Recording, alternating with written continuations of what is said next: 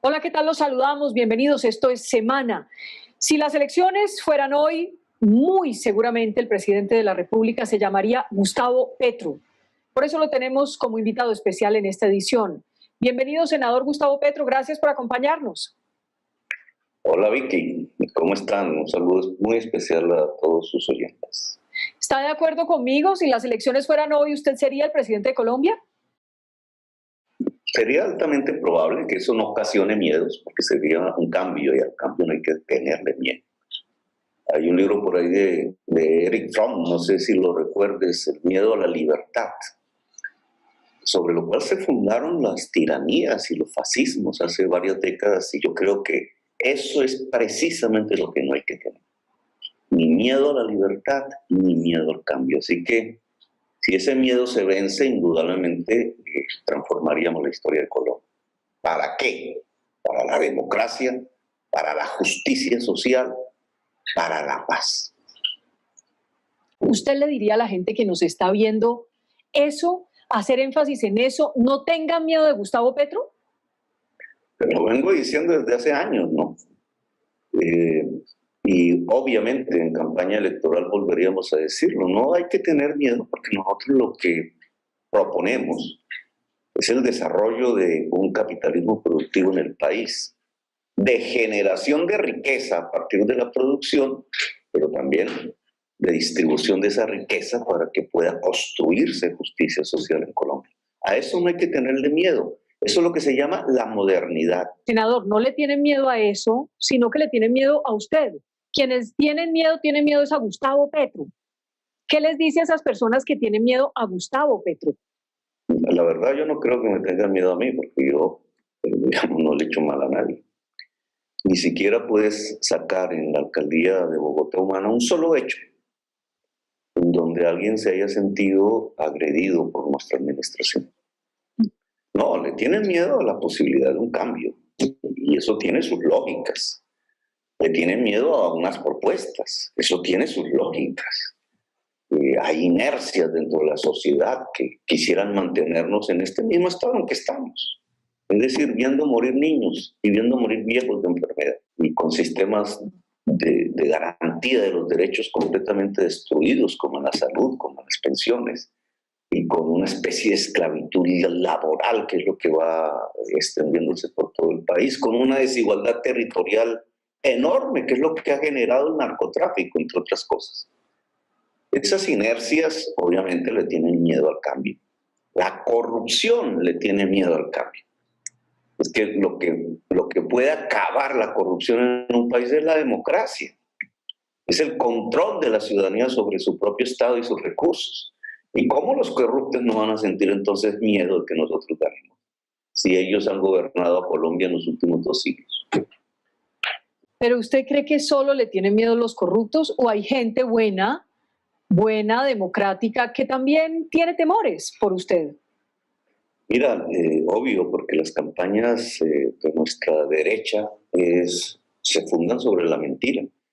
Yo he tenido anécdotas. En alguna ocasión, una señora ya de cierta edad en algún supermercado empezó a persignarse y a hacerme así con la señal de la cruz, y yo me puse a pensar, ¿y qué pensará esta señora? Pues que en su iglesia le han dicho que yo voy a quemar iglesias. Y si usted mira mis ejecutorias en la Bogotá Humana, pues lo que nosotros hicimos fue reparar iglesias, el patrimonio histórico, como la del voto nacional.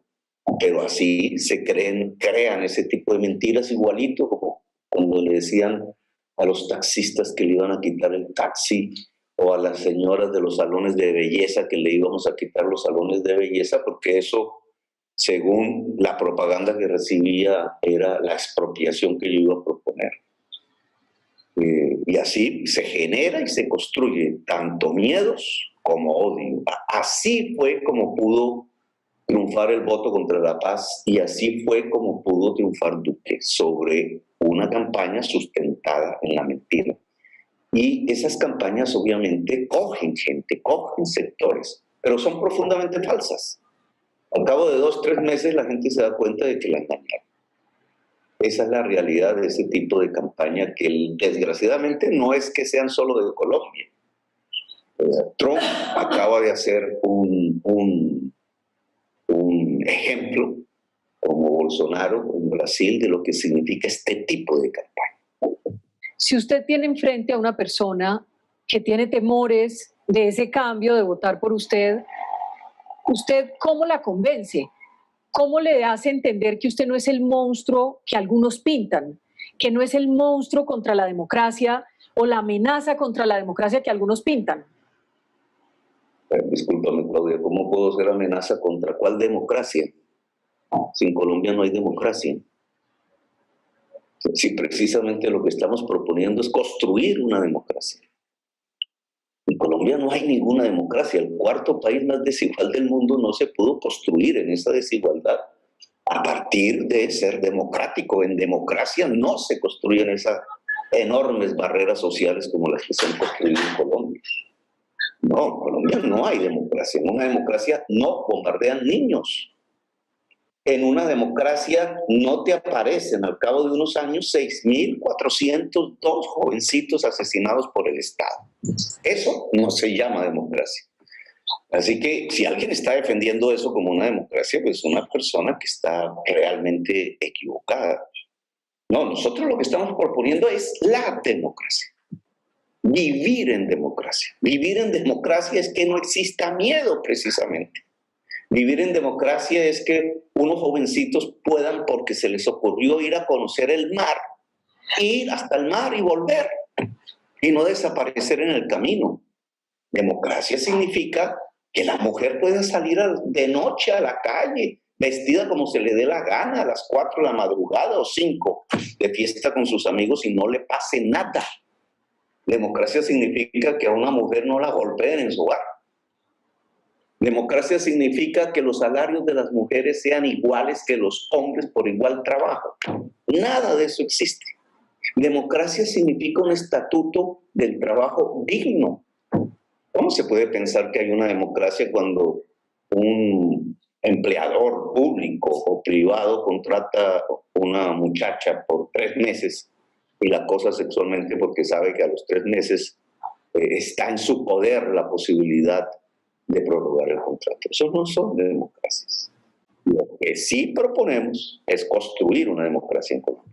Vamos a hablar de muchos temas y por eso quiero tomarme el tiempo que usted tenga disponible para que hablemos de todo. Hay unos como estamos en ese capítulo de los miedos, algunos ven a Gustavo Petro como el Chávez, Hugo Chávez colombiano. ¿Qué piensa cuando dicen Gustavo Petro es el Hugo Chávez de Colombia? Yo pienso que hay una persona que ya se parece muchísimo, pero desde otro espectro ideológico a Chávez. Hay una persona que se perpetuó en el poder. De hecho, están proponiendo prorrogar el actual mandato, rompiendo la Constitución. Eso se parecen a Chávez. Exactamente eso hicieron. Centrando la construcción del Estado alrededor del petróleo y el carbón como proyecto económico. Eso no es lo que ocurre en Venezuela. ¿Quién es ese alguien? Pues desde el petróleo y el carbón estamos desde hace 40 años, así que hay varios. Pero quien impulsó a fondo la reforma del Código Minero para hacer depender a Colombia ya no del café, sino del petróleo y el carbón fue Andrés Pastrana. Y quien implementó esa reforma del Código Minero, entregando medio país a ese tipo de actividad extractivista que no genera riqueza, porque no es productiva, pues fue Álvaro Uribe Vélez. Entonces hay una similitud entre estos proyectos económicos y políticos. Económicamente, economías dependiendo de los hidrocarburos. Se necesita superar porque si no se acaba la humanidad.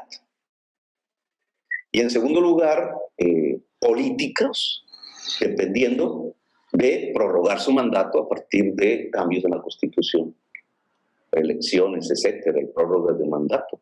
Yo veo una enorme similitud entre lo que pasa en Venezuela y lo que está pasando con el uribismo en Colombia. O sea que usted no se parece a Hugo Chávez.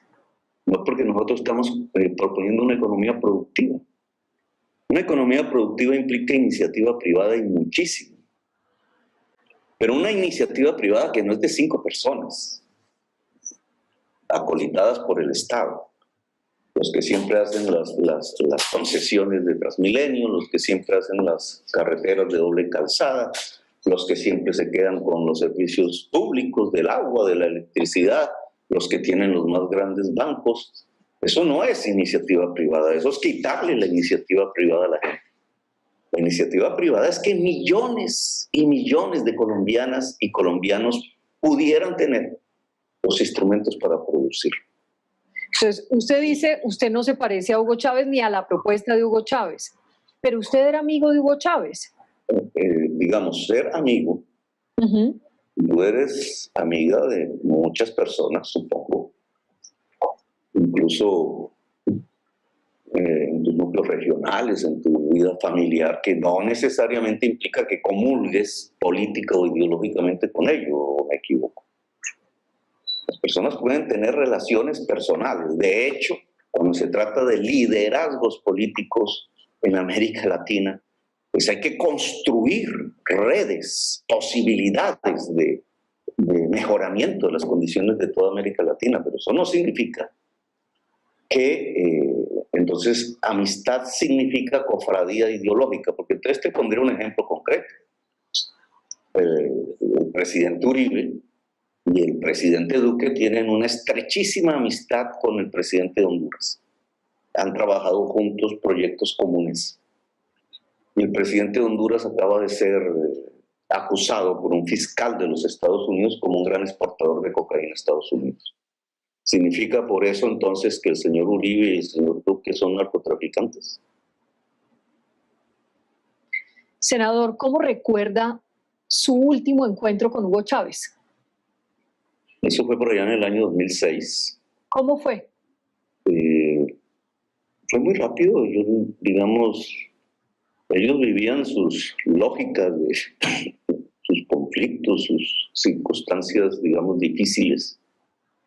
Y recuerdo que yo estuve allí con mi hija chiquita, estaba en brazos, porque eso ya hace, ¿cuánto? 14 años.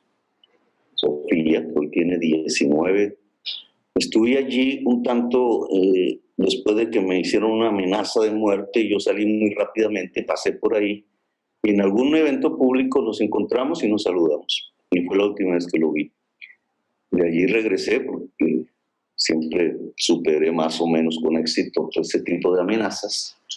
Y ya la siguiente vez había muerto, ¿no? Y murió en el 2012, precisamente cuando yo comencé a ser alcalde de Bogotá. ¿Usted se considera, en ese momento, digamos, tenía cosas afines a Hugo Chávez? ¿Se considera admirador de Chávez? ¿O no lo es? ¿O nunca lo fue? A mí me gustó su pensamiento bolivariano antes de ser presidente. Por eso hablamos en Bogotá del tema. Él quería conocer mucho la constituyente y recuerdo mucho la conversación entre Álvaro Gómez Hurtado y él. Y lo que comentó Álvaro Gómez Hurtado frente a Chávez y frente a mí en ese momento, que lamento no haber grabado porque fue una conversación muy interesante. Pero eso fue todo. Yo creo que el proceso constituyente venezolano arrancó por otra vía el colombiano. El colombiano se detuvo, congelaron la aplicación de la Constitución del 91 y la congelaron a sangre y fuego. A partir de ahí hay 90.000 asesinatos y toda la oleada, la mayor parte de la oleada de masacres. Es desde esa conjugación entre poder mafioso y clan político familiar en las regiones como se congeló la Constitución del 91 en Colombia. Y el proyecto constitucional venezolano terminó amarrado al precio internacional del petróleo, lo cual me parece un profundo error en tiempos de cambio climático. Primero porque no es sostenible desde el punto de vista económico. De hecho, los grandes consumidores de petróleo siempre buscarán violentamente destruir los monopolios que los países construyen para defender el precio de ese tipo de productos que se extraen de sus países. Y segundo, porque la utilización intensiva del petróleo y el carbón es lo que está produciendo a partir de las emisiones de CO2 el cambio químico de la atmósfera, el calentamiento global, el cambio del ciclo del agua y la posible extinción de la vida humana, según los científicos del mundo. Entonces, ¿cómo puedes pretender que un proyecto progresista que se llama de la política de la vida termine estimulando un sistema económico alrededor del hidrocarburo que puede acabar con la especie humana en cuestión de décadas? Eso no es de nosotros. Hoy reconoce que Hugo Chávez y su modelo y Maduro y ese modelo chavista acabaron con la economía venezolana. Yo pienso que hay diferencias entre Chávez y Maduro, ¿no? Y la misma gente en Venezuela reconoce. Yo veo en Maduro a alguien muy parecido por sus capacidades a Duque.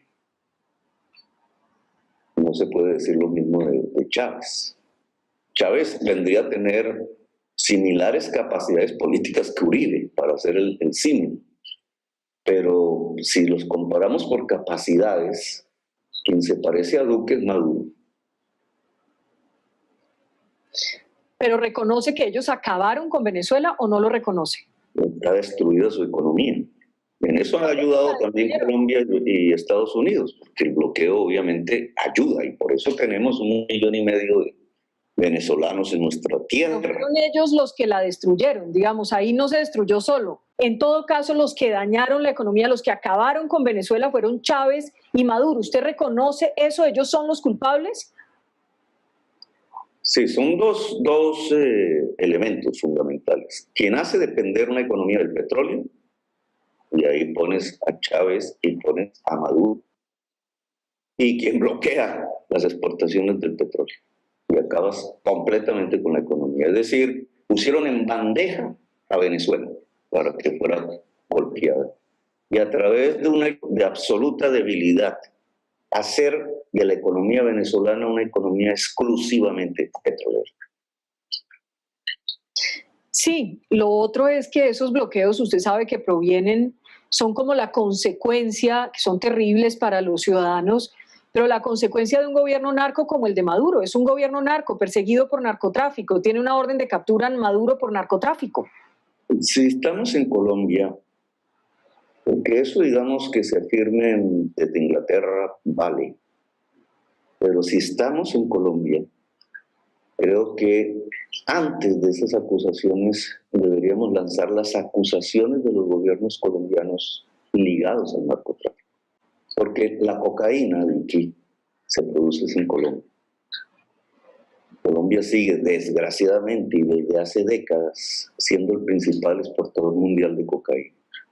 Y desde aquí se construyen las rutas que van por el Pacífico, la mayoría, rutas que iban y van aún por el Caribe, rutas que cruzan las fronteras en Venezuela y en Brasil. Y esa construcción de rutas del narcotráfico se hace con el poder político, con ayuda del Estado. Entonces, si nosotros queremos hacer una acusación internacional sobre el tema del narcotráfico, comencemos por nosotros mismos. No, pero se lo pregunto porque es que tiene una orden de captura de Estados Unidos, de una corte de Estados Unidos. No soy yo la que estoy diciendo eso. ¿Usted no le cree a esa corte de Estados Unidos que busca por narcotráfico a Maduro? Mira, yo acabo de hacer el proceso investigativo del entrampamiento de la paz de Néstor Humberto Martínez. Y le pude demostrar al país el grado de perversidad por un uso político en la intención de destruir un proceso de paz cuyo efecto no ha sido otro que matar niños bombardeados en nuestro país. Entonces, yo lo que digo es, si vamos a hacer acusaciones fuera de nuestro país, vuelvo a repetir, Vicky, si vamos a hacer acusaciones, porque yo soy un dirigente político, tú puedes ser una periodista, pero yo tengo una responsabilidad de otra. Pero estamos hablando de una decisión de una corte de Estados Unidos. Vamos a hacer acusaciones sobre narcotráfico y articulación del narcotráfico con el poder político. Comencemos por los presidentes de Colombia. Pero yo le estoy preguntando por el presidente. Comencemos por el mismo fantasma. Comencemos por los paramilitares que desde la gobernación de Antioquia se crearon. Y te voy a decir por qué esos procesos Pero ¿por No qué se tiene- niega a contestarme lo de Maduro? Me parece importante y si quiere hablamos de fantasma y de todo lo que usted quiera, que tenemos Porque tiempo. Vicky, Pero porque usted no Vicky, tú acepta eres, que Maduro está buscado por ser narco por una corte de Estados Unidos. ¿Usted no le cree eso a Estados Unidos? ¿Es un montaje? Vicky, tú eres colombiana, yo soy colombiano. Ujú. Y nosotros sabemos que es el narcotráfico en Colombia. Y sabemos hasta dónde ha penetrado en muchas familias poderosas de Colombia. No, le Voy a acepto repetir, todo eso, le acepto todo voy eso. a, Creo que usted voy tiene a razón, pero le pregunto es por Maduro. Maduro está buscado por una corte de Estados Unidos por narco. ¿Usted cree que es llego a ser, o no le crea esas investigaciones? ¿Ah? si yo llego a ser presidente de Colombia, lo que inicio es una investigación colombiana sobre las rutas del narcotráfico por Venezuela. No solamente por Venezuela, también las que hay por el Pacífico y el Caribe. Y si en esa investigación colombiana, porque yo soy un colombiano, y por derecho constitucional yo responder es por la justicia colombiana. Si en esa investigación aparece frases como la que tú acabas de afirmar como ciertas, Ajá. iniciamos el proceso de juzgamiento, pero en Colombia. O sea que usted no le cree a Estados Unidos, esa es la respuesta. Pues mira lo que pasa con Assange. O tú no has enterado qué pasa con Assange. Assange es un periodista como tú, muy profundo, muy inteligente, que logra a través de su actividad periodística encontrar todos los cables de las embajadas diplomáticas de los Estados Unidos y Pero descubre... ¿no le parece que la comparación no... Discúlpame, Vicky, antes de que tu pasión interrumpa mis respuestas. Tranquilo. ¿Por qué no me permites responder? Sí, le pido que como estamos patinando en lo mismo, yo lo que le pido es No, si tú usted quieres puede contestar patinar sí en lo o no. mismo porque quieres conducirme a que yo soy amigo de Maduro y yo no soy amigo de Maduro. No. Desconfío mucho de Maduro, pero yo quiero responder las preguntas. Bueno, adelante, que eso es lo que estamos Pues, haciendo. un Adelante. señor como Assange es juzgado por la justicia norteamericana por decir la verdad. Por decir la verdad, que un bombardeo mató niños en Irak. Pareciera un caso muy parecido al de Colombia, pero igual. Por decir eso, ese señor está condenado a cadena perpetua. Y ese señor lo tienen preso en Inglaterra. Y es un periodista, es decir, ahí se destruyó la libertad de expresión del mundo. Entonces, si yo soy un dirigente político colombiano y puedo ser el presidente de Colombia, discúlpame, mi justicia es la justicia de Colombia, no la justicia de otro tipo de poderes y de intereses económicos, que no son los de los colombianos y las colombianas. Si nuestra justicia puede hacer una investigación cabal de cuáles son los dirigentes políticos que en Colombia y fuera de Colombia están fortaleciendo las rutas de exportación de cocaína, nuestra justicia, y ese sería mi papel, estimular ese proceso de investigación, pero no arrodillarme a poderes extranjeros. De eso a mí no.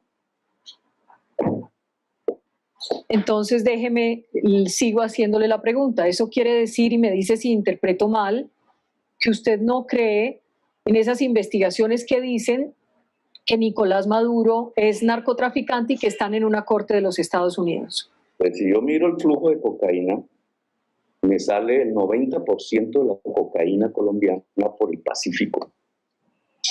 Entonces, ¿qué quieres que piense? Están evadiendo la investigación de las verdaderas rutas. Eso es lo que yo veo. Están los datos, tú puedes investigarlo, abre el internet y encuentras que el 90% de la cocaína sale por el océano Pacífico hacia los Estados Unidos. ¿Cuáles son los políticos que están ayudando en eso? Hacen escala en Centroamérica y escala en México y entran por la frontera de México hacia Estados Unidos. ¿Cuáles son los políticos que están en ese proceso? Ahora, no es de creer o no creer. Un presidente de la República no le cree a justicias extranjeras, porque si no acabó con la soberanía nacional.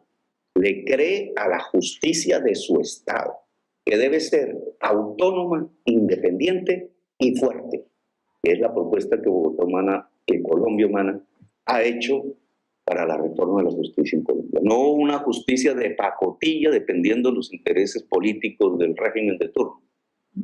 Y en eso se parecen el señor Uribe y el señor Maduro. No, una justicia independiente. Si esa justicia encuentra los elementos probatorios, con muchísimo gusto, desde nuestro Estado, desde nuestro proceso judicial, se reclaman las órdenes de captura que haya que reclamar. Quiero que ahorita en un rato hablemos de extradición. Para cerrarle el tema de Venezuela, Diosdado Cabello dijo en el 2018 la siguiente frase: Petro, que ahora anda hablando pestes del chavismo, vino hace tiempo para acá a pedir apoyo para su campaña. Por eso es que perdió. Los pueblos no quieren a los cobardes, a los guabinosos. ¿Qué piensa de eso? Bueno, ahí tienes el grado de cariño que me tienen. Lo que estás ahí descubriendo, Vicky, es lo contrario de tus preguntas. Estás descubriendo ahí, Vicky, que la gente que hoy representa a Maduro en el gobierno no me quiere. ¿Y por qué no me quiere? Porque yo represento dentro del progresismo latinoamericano una visión completamente diferente de la que se está desarrollando en el gobierno de Venezuela. Esta entrevista pareciera que tuviese que ver más con gobernar a Venezuela que con gobernar a Colombia. Ya entiendo el por qué se quería, pero lo que yo te quiero decir es que yo represento en América Latina una tendencia completamente diferente a la tendencia que llamo de la izquierda fósil, que es la que dirige el Estado venezolano. El mundo que se tiene que acabar, que es el del capital fósil. Y por eso no me quieren. Entonces allí estás descubriendo ese hecho de que no me quieren. ¿Y usted les pidió ayuda para la campaña en 2018 o eso es una falsedad? A ver, Vicky, 2018, la última vez que fui a Venezuela fue en el 2006. ¿Qué tiene que ver el 2018 con lo que estás diciendo? No, el 2018, ni el 18, ni el 19, ni el 20, ni el 21, ni el 17. No he tenido ningún tipo de contacto con Venezuela. ¿Usted es guabinoso, como dice Diosdado Cabello? Explícame qué es esa palabra. No sé qué es guabinoso. Nos toca buscar en el diccionario. Ya voy a buscar. De español venezolano, a ver qué significa, porque yo esas palabras no lo conozco. Fíjate que para una entrevista contigo me toca aprender los dialectos de Venezuela. Óigame, pasemos a otro tema. Me gusta que hablemos del tema de la extradición, que está muy ligado con lo que usted decía hace algunos instantes, que no se arrodilla a otro Estado. Si usted llega a ser presidente, Gustavo Petro, que hoy sería elegido muy seguramente usted presidente de la República, ¿continuaría con las extradiciones de colombianos a Estados Unidos o eso tendría un freno inmediato? Haría una propuesta, porque todo el tema de extradición tiene que supeditarse a la paz de Colombia. Y entonces, permítame hacer aquí un paréntesis. ¿Cómo es que se construye la paz de Colombia? Y en un aspecto específico, porque no hablemos de las insurgencias viejas, etcétera, sino de los grupos narcotraficantes armados que a lo largo y ancho del país están capturando el territorio nacional. ¿Eso cómo se desmantela? Porque si no, no vamos a superar la violencia y no vamos a recuperar el control sobre el territorio, ni vamos a lograr que la ciudadanía sea la dueña del territorio, que es lo que se llama una democracia. Una democracia es que la ciudadanía decida sobre su territorio. Entonces, si nos vamos por ahí, hay que ofrecer una política de sometimiento colectivo a la justicia de los grupos narcotraficantes. De esto ha habido intentones. El mismo Uribe hizo una, que fue una alianza con los grupos narcotraficantes, una alianza política que salió muy mal, porque cuando empezaban a decir la verdad, pues los extraditó. Pero digamos, hace parte ya de la historia colombiana este tipo de intentos. No puede ser una negociación con el gobierno, porque entonces, que fue lo que hizo Uribe, le damos poder político al narcotráfico. sino que tiene que ser una negociación con la justicia, y por eso es sometimiento colectivo a la justicia colombiana. Para hacer eso y lograrlo y volverlo realidad, usted tiene que ofrecer algo. La justicia tiene que ofrecer unos beneficios jurídicos. Esos beneficios jurídicos pueden tener el tema de la extradición de por medio. Y voy a explicar lo que propuse hace unos años, por lo cual incluso me iniciaron un proceso penal, los amigos de Uribe. Un proceso de extradición debe tener dos fases. Primera fase, si el narcotraficante y su organización han entregado todo, han dicho la verdad, desmantelan su organización y se someten a la justicia, deben pasar sus penas en Colombia. O sea, no serían extraditados ahí como para que no se nos pierda el hilo. Si entregan todo, usted no los extradita. Si se someten a la justicia colombiana, no es mentiras, estoy hablando de verdad. Sí. Y por tanto entregan todos sus laboratorios, rutas, etcétera, relaciones políticas, etcétera, sus hombres, armas, fusiles, etcétera. Cumplen su pena en Colombia. Si un narcotraficante de estos engaña, como lo han hecho varios ya en varias oportunidades, empezando por Pablo Escobar, entonces debe salir extraditado. Pero esa extradición no puede ser como la de hoy. La extradición de hoy es que si el narcotraficante entrega dinero en Estados Unidos, queda libre.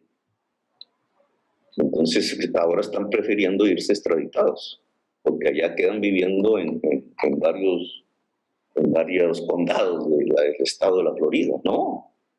Si se van extraditados, y aquí habría que hacer un acuerdo bilateral, no unilateral, bilateral con el gobierno de los Estados Unidos, la extradición tiene que ser sin beneficios jurídicos.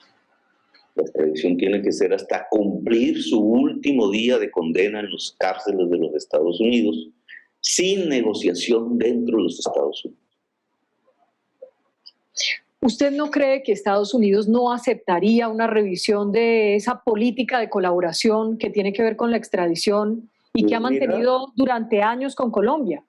Pues mira que el gobierno de Trump, no el de Biden, el de Trump, renegoció el Tratado de Libre Comercio con México. Son temas de estudio, porque hay que ver la eficacia que tendría nuestra política. Seguramente el gobierno de Estados Unidos, respetando la soberanía nacional, diría, pues probemos a ver si hay desmantelamiento del narcotráfico, porque ¿qué le interesa al gobierno de Estados Unidos sanamente? ¿Y qué le interesa a la sociedad colombiana sanamente? Pues acabar con el narcotráfico. Eso es lo que nos interesa, supongo, y ese debe ser un objetivo de un presidente.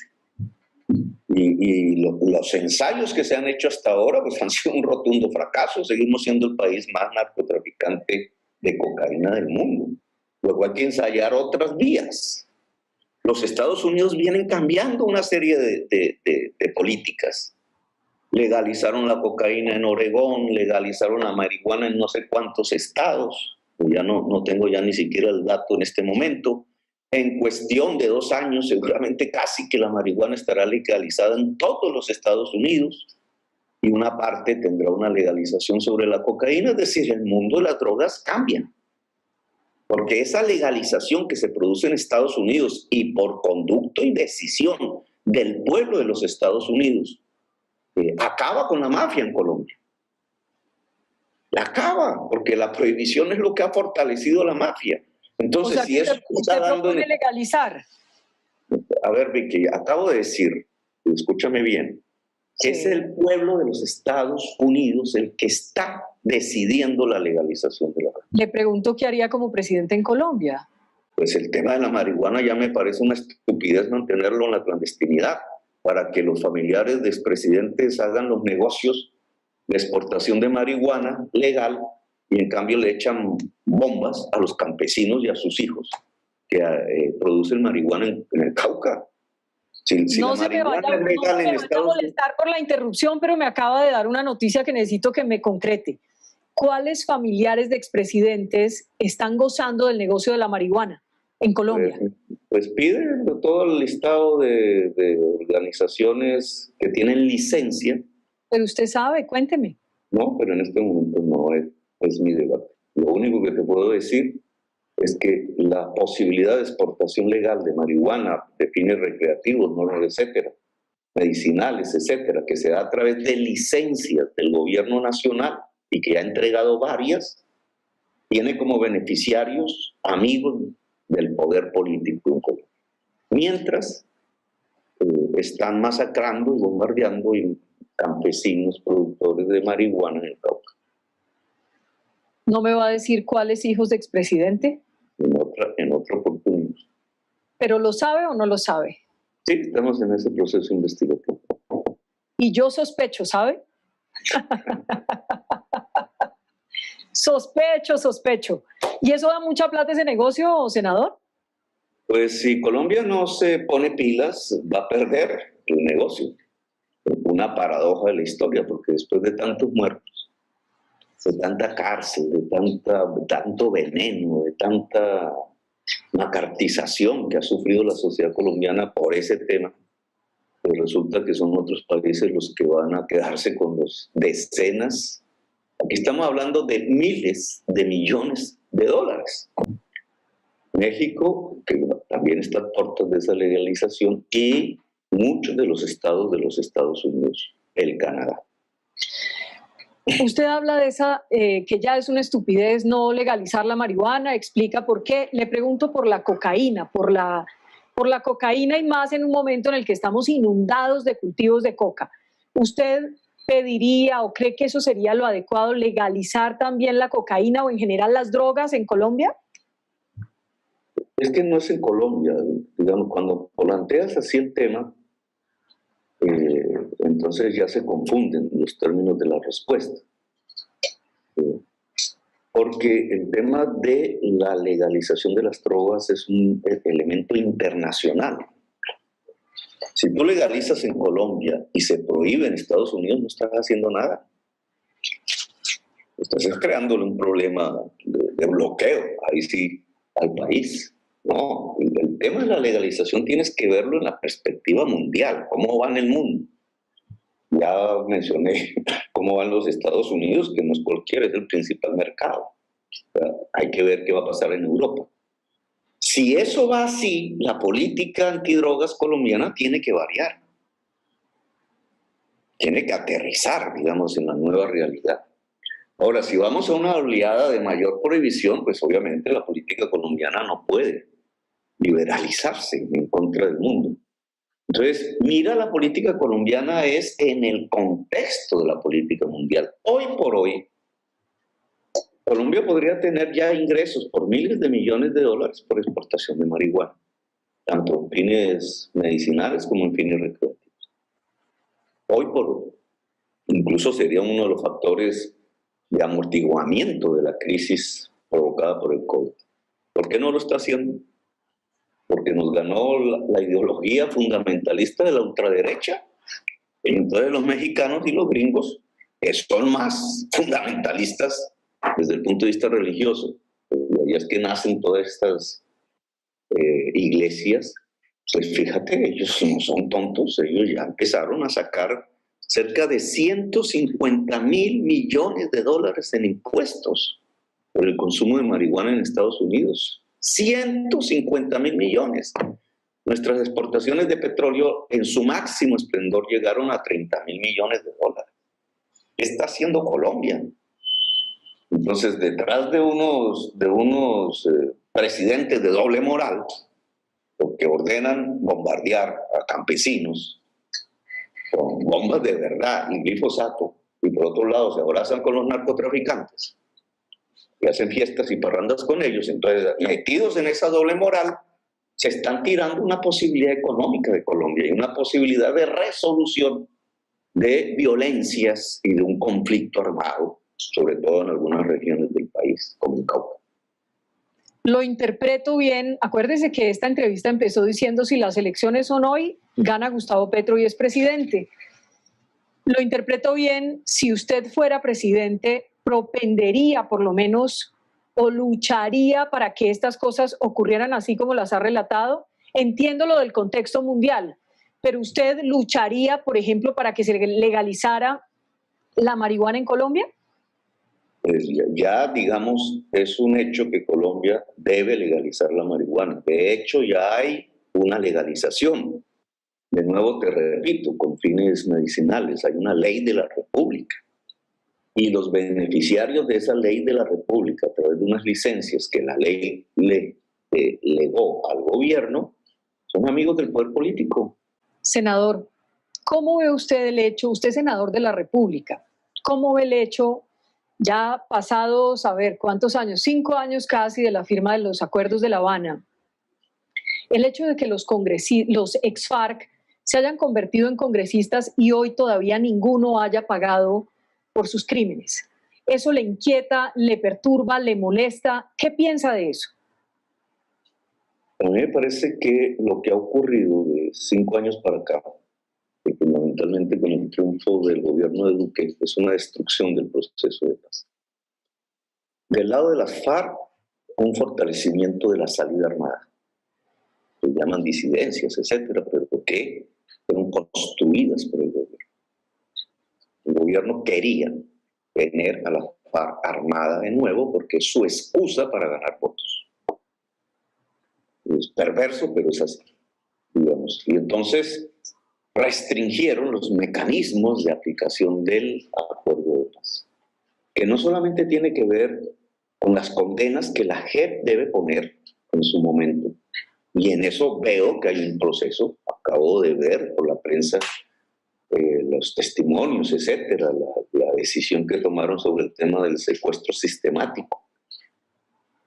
Pero también, del otro lado, el primer punto del acuerdo de paz, recuérdalo, por ahí debe estar en internet también, decía que había que entregar 3 millones de hectáreas al campesinado de Colombia. No a las FARC, sino al campesinado de Colombia. Cuéntame cuántas hectáreas se han entregado. 5 años después de firmado. Y entonces, si como periodista haces esa indagación, yo como dirigente político obviamente tengo que hacerla. ¿Por qué no se ha entregado la tierra? Te daré una respuesta. Porque el gobierno de Colombia incumplió el acuerdo de paz. Está moribundo. ¿Qué pasa si se muere? Pues lo que tenemos es una balcanización armada en el país. Lo que tenemos es la noticia de ayer. Porque hubo una enorme cantidad de aplausos porque ganó el no sobre el sí en su momento. Hubo una gran cantidad de aplausos y hasta dispararon por las ventanas, etcétera. Salían los videos porque ganó Duque. ¿Y cuál es el resultado de eso? El resultado de eso es que descuartizan niños. Y que ese tipo de necropolítica de seguridad, una necroseguridad liberticida, nos ha entregado 6.402 jovencitos asesinados en menos de una década. Y 450 niños y niñas menores de edad descuartizados por bombas. ¿Eso es seguridad? ¿No es eso lo que deberíamos investigar y tratar de frenar para que un país no tenga que vivir esto mismo por décadas hacia adelante? Y mi hijita y tus hijitos y sus nietos tener que estar viviendo la misma historia solo porque un sector de la sociedad cree que Colombia se destruye porque hay paz. Colombia se destruye es porque hay guerra. Pero también se destruye porque no hay justicia. Y hay 5 años atrás, perdóneme, senador, le hago la pregunta. Déjeme le hago la pregunta. 5 años atrás se firmó un acuerdo y hoy esas personas están sin haber cumplido o pagado por sus crímenes, ni haber reparado a las víctimas, ni haber contado toda la verdad. Ellos están legislando para colombianos que nunca han cometido ni un solo delito. Esa es una realidad. La justicia es fundamental en un país. Yo no te digo que no, claro que sí, pero una justicia integral. Es una justicia integral. El conflicto armado necesita una justicia integral. Porque tú miras por un ojo, pero hay que mirar por los dos. Tú estás viendo el que, por ejemplo, la JEP no ha actuado tan rápidamente, pero no estás viendo lo que hizo Néstor Humberto Martínez con la JEP y con el proceso de paz siendo fiscal general de la República. O te puedo preguntar, ¿tú crees que un proceso de paz se salva con una actividad como Néstor Humberto creando testigos falsos y entregando cocaína de la fiscalía para acusar a quienes firmaron la paz? O sea que usted cree que Jesús Santrich no es narco. Sí es narco. Pues yo hice una investigación que te invito a hacerla. No, es narco puro. Yo hice una investigación. O sea, ¿usted no cree que Jesús Santrich es narco? Los hechos por los cuales Néstor Humberto Martínez lo acusó son falsos y lo demostré. O sea que Néstor Humberto Martínez cocaína, Vicky, la cocaína que puso Néstor Humberto Martínez como que se la iban a entregar a Santrich, es una cocaína que venía de la fiscalía. Y las personas que iban a hacer esa operación estaban en contacto con la fiscalía. Ahora, ¿Santrich fue narcotraficante antes? Seguramente, no tengo ni idea. Ese es narco. Pero en la investigación que hicimos, que fue la que destruyó el proceso de paz, no la investigación, sino los hechos, hubo una calumnia construida por Néstor Humberto Martínez con un objetivo básico: acabar el proceso de paz en Colombia. Y yo creo que una sociedad no tiene por qué tolerar eso, y yo creo que la prensa colombiana no tiene por qué tolerar eso. Señor Santrich, seguramente vuelto otra vez un guerrillero en las condiciones actuales de Colombia, tendrá que traquetear para comprar fusiles y será un narcotraficante. Esa fue su decisión. Pero eso no significa que los hechos por los cuales se hizo llevar esa gente hacia los montes fueron hechos absolutamente construidos desde el Estado y a través de la mentira. Lo pidió en extradición a Estados Unidos. Ahí otra vez vuelve y no cree. Pues claro, porque yo mismo hice la investigación. Es que el fiscal que solicita la extradición, que acaba de renunciar además, que solicita la extradición de estos señores, es el fiscal al que la DEA de mentiras en Colombia le lleva un informe falso. En Estados Unidos debería haber una investigación sobre Néstor Humberto Martínez. Es más, si quieres una chiva, yo voy a hablar con Mix, el presidente de la Comisión de Relaciones Exteriores del Congreso de los Estados Unidos, porque yo creo que engañaron a la justicia norteamericana con una operación falseada y por tanto cometieron delitos en los Estados Unidos. Senador, si a Santrich lo hubieran extraditado, como han hecho con miles de colombianos a lo largo de la historia, desde que está funcionando la extradición entre Estados Unidos y Colombia, no estaría amenazando desde Venezuela, no estaría traqueteando, como dice usted, no estaría planeando atacar a la gente en Colombia. ¿No cree que ya es hora de reconocer que hubo un error? Yo te diría al contrario, que la paz no es un error, que quienes cometen ¿Qué no es la paz? Que quienes cometen un error son los que destruyen la paz. Yo te diría que si hubiéramos cumplido los acuerdos de paz, que si hubiéramos colocado la paz como una prioridad de la sociedad colombiana después de sus 2 siglos de guerra perpetua, hoy no estarían los cuerpos destrozados de los niños y de las niñitas en el Guadalajara. Pero ante eso sí hay silencios de la prensa. Porque ahorita vamos a hablar de eso, no les importa los niñitos y las niñitas, y por una razón, son pobres. No le acepto ese señalamiento a la prensa, pero se lo respeto. Usted sabe que yo le respeto siempre y por eso podemos tener una conversación. Entonces, ¿usted no cree que Santrich, Romaña, El Paisa y Iván Márquez están en Venezuela y que Maduro los tiene protegidos? No, yo no he hablado de eso, no tengo ni idea. No, le pregunto. No, pues las autoridades... Estás preguntando ahora, eso no me lo habías preguntado antes. Antes me preguntaste si los hechos por los cuales Néstor Humberto Martínez acusó son ciertos. Sí, y ahora le pregunto esto. Ahora, me estás diciendo dónde están. No tengo ni idea de dónde están. ¿Acaso soy miembro de esa organización? Pues las autoridades colombianas dicen que están en Venezuela y hay mucha evidencia de que están en Venezuela, videos, fuentes que cuentan todo. Hay que solicitarlos en extradición, pero ¿quién van a solicitarles la extradición de ellos? ¿A Guaidó? ¿Maduro los debería entregar? Claro. Y si soy presidente, es un primer acuerdo. Eso es importante. ¿Usted restablecería las relaciones con Nicolás Maduro? Indudablemente, no sé si Maduro sea presidente para esa época, pero con el Estado venezolano hay que recuperar las relaciones, porque lo que está ocasionando es hambre y muertos. Le han entregado la frontera a la mafia. Eso no es ningún tipo de solución. Hay que normalizar la relación, porque los pueblos del mundo, independientemente de sus diferencias ideológicas y políticas, mantienen relaciones diplomáticas.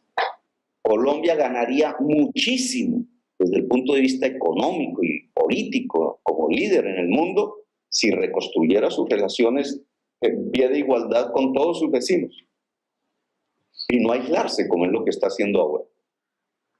Pero entonces, si Maduro en ese momento fuera presidente, ¿usted lo reconocería como presidente? ¿No lo reconocería como un dictador? Se abre la cabeza de un régimen, no como presidente de Venezuela. Se abre la embajada del Estado venezolano en Colombia. Y la primera solicitud que le hace el presidente de Colombia es la extradición de los señores Santrich, Iván Márquez y el resto de los que... Déjeme seguir por otros lares. Déjeme meterme al tema económico.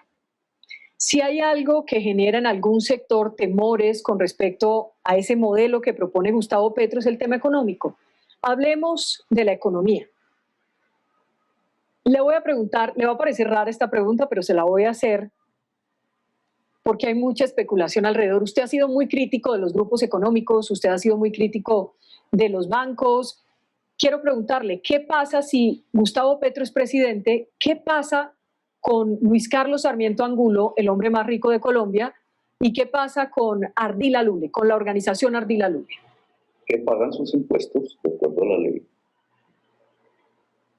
¿Qué pasaría con ellos? ¿Pasaría algo más? No, ¿qué más va a pasar? ¿Les quitaría su capital? ¿Atentaría contra su capital? ¿Qué pasaría con Luis Carlos Sarmiento, por ejemplo? Usted ha sido muy crítico. Nómbrame a alguien en mi alcaldía de Bogotá Humana contra que alguna medida mía haya atentado contra su capital. No, pero no es lo mismo ser alcalde que ser presidente. Bueno, pero tienes una demostración de lo que soy yo. Muéstrame una sola persona que se le haya perseguido o algo así por su capital. Me haya puesto a expropiar por vía administrativa el Country Club. ¿Viste eso? ¿Qué podrían esperar? Creo que fue otro el que hizo eso, no yo. ¿Qué podrían esperar ellos? Ellos pagar sus impuestos. Todo el empresariado de Colombia tiene un pacto social que cumplir, precisamente para construir una nación. Y ese pacto social es pagar los impuestos, de acuerdo a la ley. No, es decir, pagar más impuestos, más impuestos. Vicky, la ley existente. Tú no puedes crear más impuestos sin la ley. Ahora, si vamos a hablar de reforma tributaria, pues la hablamos, no hay problema. Pero digamos... ¿Cómo se imagina esa reforma tributaria en torno a los impuestos para los ricos? Pues como desde hace 15 reformas tributarias vengo proponiendo en el Congreso de la República. He presentado ponencias alternativas, las he leído en las plenarias, se han discutido allá, nunca han pasado a la prensa, discúlpame, pero siempre han gravitado sobre los mismos puntos. Una reforma tributaria tiene que estimular la producción y tiene que estimular la igualdad social. La producción es lo único que genera riqueza. No lo digo yo, no lo dice el vecino, lo dicen los fundadores de la teoría económica clásica. Es la producción la que genera riqueza. Un banco no genera riqueza, no produce. Un banco transfiere la riqueza, para ponerte esto en términos económicos.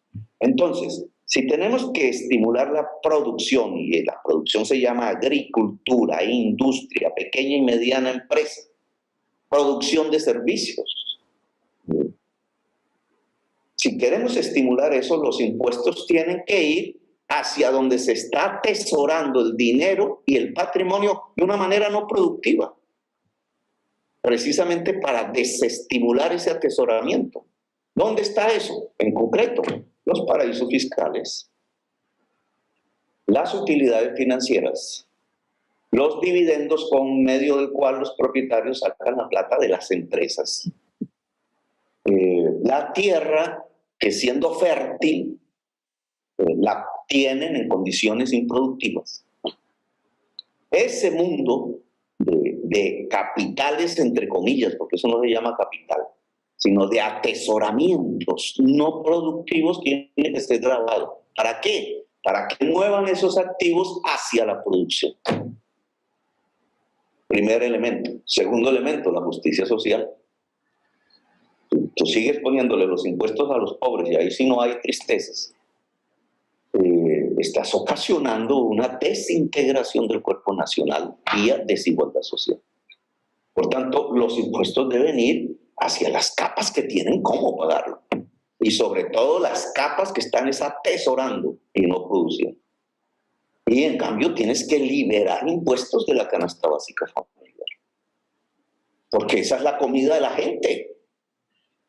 Entonces, ¿cómo no vas a permitir que la gente pueda comer, sobre todo en un momento de crisis como este que estamos viviendo? Esa es nuestra propuesta tributaria. Y esa propuesta es coherente con aumentar la producción en Colombia y dos, aumentar la justicia social. No exenciones para los ricos. No, eso no nos interesa para nada. Las exenciones son corrupción. Por eso digo pagar de acuerdo a la ley. ¿Qué pasaría con los bancos, senador?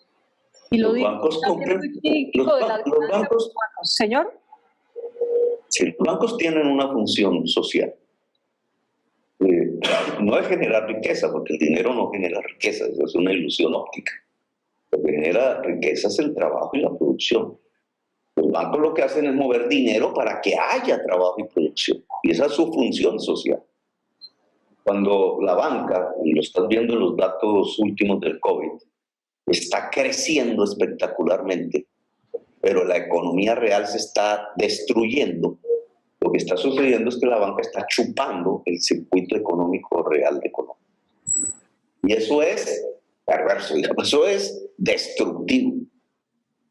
¿Y cómo se corrige eso? Con la banca pública, fortaleciendo la banca pública.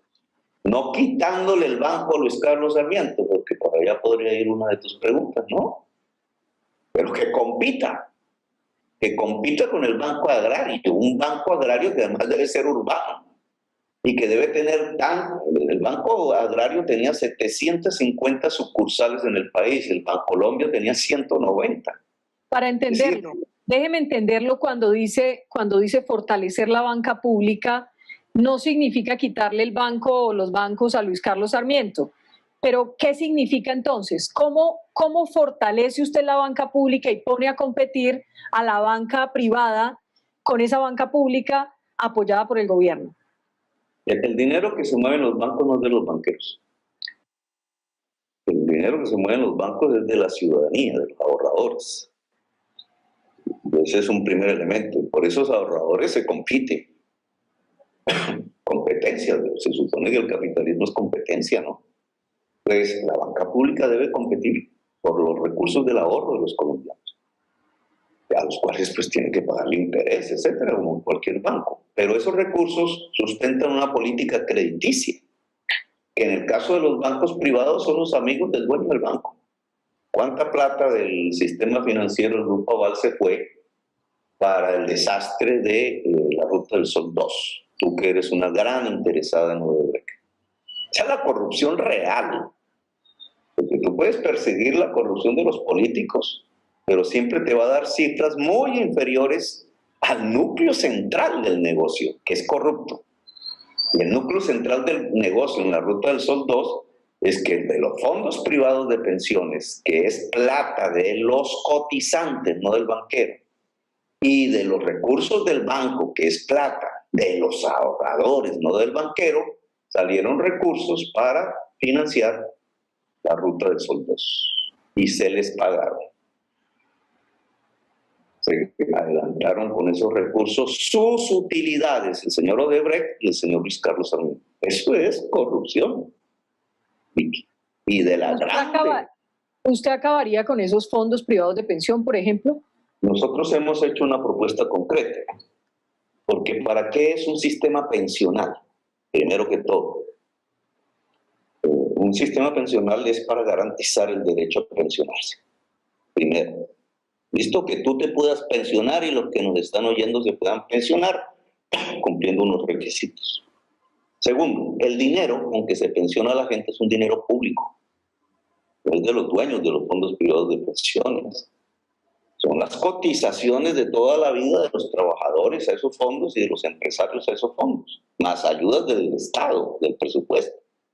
Entonces tienes un objetivo, que es que la gente se pensione y los recursos con que la gente se puede pensionar son públicos.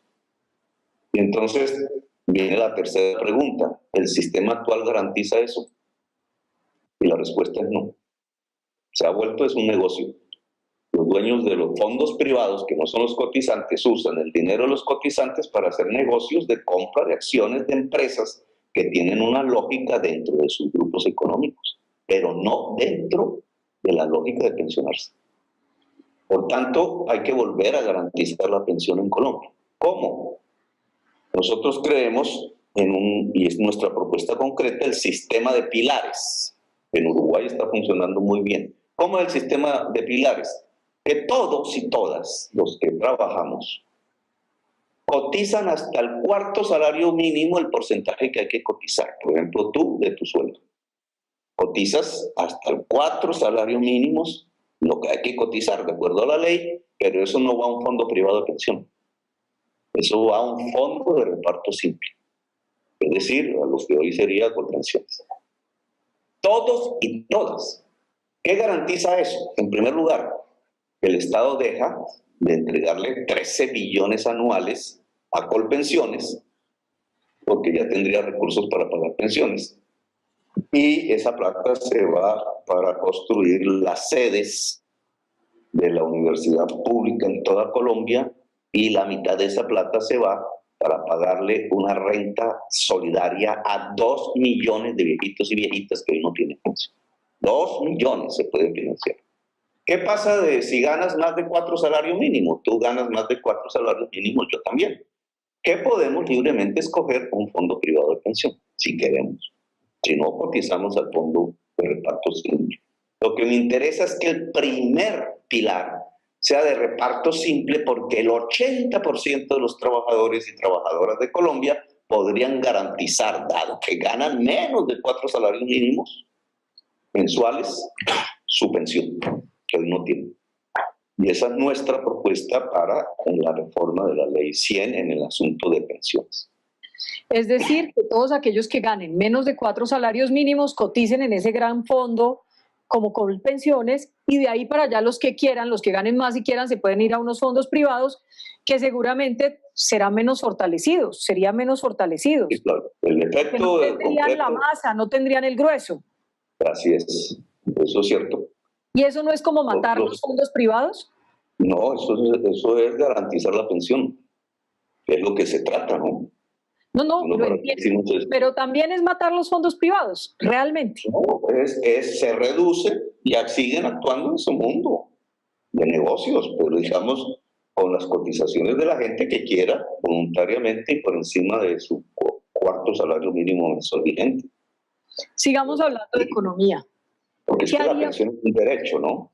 Claro. La pensión es un derecho, no es un negocio como vender postobón. ¿Hoy es un negocio? ¿Vender gaseosas? No, las pensiones. Las pensiones. Las pensiones hoy en Colombia son un enorme negocio que no genera pensión sino utilidades para los dueños de los fondos privados, que son dos: el dueño del banco más grande y el segundo dueño del segundo banco más grande. Le hago una confesión. Una confesión para seguir adelante con nuestro tema económico. A veces cuando lo escuchamos hablar tanto del tema de los Ardila Lule o de Luis Carlos Sarmiento, uno tiene una sensación de que usted no los quiere mucho ¿Le hicieron algo? ¿Pasó algo? No, lo que pasa es que tú tienes un país que es el cuarto país más desigual del mundo. Y digamos, hay personas que se aguantan eso, creen que eso es normal, es más, no creen que eso sea así. Muchos no han conocido el mundo incluso, y entonces la prensa no habla de esto. Pero tienes una sociedad que es la cuarta más desigual del planeta. La pobreza de los niños en el Chocó, en Córdoba, en Sucre, es similar a la de África. La desnutrición en esos territorios, no solamente en las regiones, digamos, más atrasadas. La falta de oportunidad de la juventud es inmensísima, por eso es que los jóvenes en un porcentaje terminan en las bandas, etcétera, y las mujeres ni hablemos. Y entonces en un país con esa injusticia, los hombres más ricos de América, porque están en esas listas, no hacen nada por corregir eso, sino que día tras día es más, y devoren más, porque no es el producto de su trabajo, Vicky. Digamos, no es porque Pero no le reconoce, senador, que generan empleo, que su actividad económica genera empleo para la gente, genera progreso para la gente. ¿No les reconoce nada de eso? No, yo no soy ingenuo. No soy ingenuo. Puede haber sectores económicos poderosos, que los hay, industriales, gente que trabaja, digamos, con su gente que trabaja, obviamente en las fábricas, etcétera, pero hacen una labor productiva. Indudablemente he visto y conocido muchos empresarios muy poderosos desde el punto de vista económico, pero centrados en eso. Pero es que de lo que tú me estás preguntando es de un tipo de personas que se han enriquecido con el Estado. Es usando su dinero para cooptar el Estado. Y el Estado es para servir a los más débiles, al conjunto de la sociedad y prioritariamente a los más débiles, a las más débiles. Entonces, cuando se hace este ejercicio de cooptación desde el poder económico, pues produces la violencia que vivimos. Claro, y la prensa se puede dedicar entonces a ver cómo se sataniza completamente los que integran la violencia, pero no miramos el fondo. Y el fondo es que estamos en un país profundamente desigual y que esa desigualdad ha sido causada por los herederos del esclavismo, que consideran que su país es su hacienda particular y que tienen el derecho hereditario y divino de usufructuarlo sin darle espacio a la gente. Y la gente queda condenada entonces a la miseria, a la desigualdad y a esta falta de oportunidades total. Pero piense, senador, ¿qué pasaría? Una interpelación, ¿qué pasaría si se le quiebran los bancos a Luis Carlos Sarmiento, se quiebran las empresas de los Ardila, se quiebran los Santo Domingo, se quiebran los ricos más ricos de Colombia? ¿Qué pasa con la economía? ¿Queremos vivir en un país donde los ricos se vuelvan pobres como todos los demás? ¿Que no puedan dar trabajo, que no puedan dar oportunidades? Primero, el trabajo en Colombia, y esto hay que ponerlos con los datos ciertos, no con mentiras. El trabajo en Colombia lo produce en un 80% la pequeña y mediana empresa, que es la que no ayudaron en el COVID. Yo presenté una proposición pidiendo que la plata fuera a ellos. La plata no fue a ellos, la plata fue a por quienes tú preguntas, a Ardila Lule, a Luis Carlos Sarmiento, a los dueños de Avianca, al Cerrejón, a las petroleras. No fue donde está el empleo. El empleo está en un 80% en la pequeña y mediana empresa de Colombia. Si vamos a hablar de empleo, entonces hablemos de una política de apoyo estatal a la pequeña y mediana empresa, que yo la propongo y he luchado por ella en el Congreso en contra de Duque. Pero decir que entonces hay que hablar muy bien de Ardila Lule y sobre todo de Luis Carlos Sarmiento porque ellos son los que producen el empleo, pues eso es una mentira. No producen el empleo, el sistema financiero produce el 1% del empleo de Colombia. No es por ahí. Ahora, pues, no significa entonces que no cumplen una función social, claro, desde otra perspectiva, pero no es la del empleo. Ahora, ¿de qué estamos hablando alrededor de estas personas en un gobierno progresista? Que paguen los impuestos y compitan. Es decir, dejan de tener un Estado arrodillado ante ellos. Compiten y pagan impuestos. ¿Cómo se van a quebrar? Mira, la única forma para que un señor como Santo Domingo, un señor como Ardila Rule, un señor como Luis Carlos Sarmiento se quiebre es porque llevaron sus acciones a Nueva York y la burbuja que se ha venido construyendo desde Trump con emisión de dinero en dólares, 9 billones de dólares, que se fue en incremento del precio de las acciones, estalla. Pero eso nada tiene que ver con Petro. Esa es la posibilidad de quiebra que ellos tienen, y ellos lo saben. No es Petro, es sus inversiones infladas por la especulación accionaria en la bolsa de Nueva York. Para cerrar el tema de los Sarmiento, de todos y además hasta de los Gilinski, que es donde yo trabajo, que se lo digo así para que después no digan que no mencioné a los Gilinski, menciono a todos los que puedan tener más dinero en Colombia. La idea que hay un poco es que usted los va a perseguir. No, pues yo no veo, pues será la idea que tienen ellos en sus clubes. Y esas persecuciones de ellos deben ser muy chistosas, porque eso debe ser en jet, yo supongo. ¿En qué? En jet, no. Pero no, yo no tengo ninguna intención de perseguir a nadie. Tengo la intención de construir una estructura económica que garantice generación de riqueza y distribución de riqueza en el país. Si estos empresarios dejan, y me refiero sobre todo al caso de Sarmiento, que lo estudié muy bien en el tema de Odebrecht, dejan de ordeñar el Estado. El tema de Hidroituango es similar, es un ordeñamiento del Estado. Y se dedican, de acuerdo al plan de desarrollo que proponemos, a lo que nosotros consideramos que sería loable en un sistema económico. Por ejemplo, la energía limpia. El grupo empresarial antioqueño, en vez de haberse metido en ese desastre de Hidroituango, hubiera podido ayudarnos muchísimo en el desarrollo de la energía solar en Colombia, por ejemplo. Sí. En la agroindustrialización, porque tienen alta experiencia en ese campo. Lo mismo Sarmiento. La agroindustrialización, que para mí me parece fundamental para el desarrollo del agro colombiano. Un agro sin agroindustria empobrece al campesinado.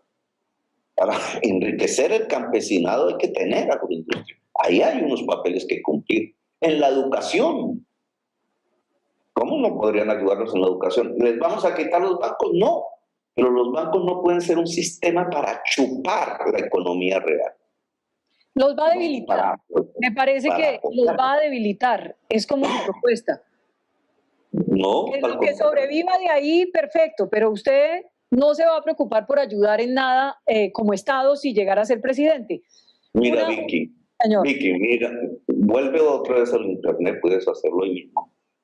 Y busca un cuadro que se llama la tasa de ocupación laboral de la ciudad de Bogotá. Puedes coger del año 2000 a la fecha. Y mira cuáles fueron las tasas más altas de ocupación laboral. Y te vas a llevar una sorpresa. Fueron los 4 años de Bogotá. A partir de ahí se desplomó. Oiga. Nosotros garantizamos la más alta en la historia tasa de ocupación laboral en la ciudad de Bogotá con unas políticas públicas que tuvo que ver con el transporte, que tuvo que ver con un estímulo a la pequeña y mediana empresa del país en Bogotá.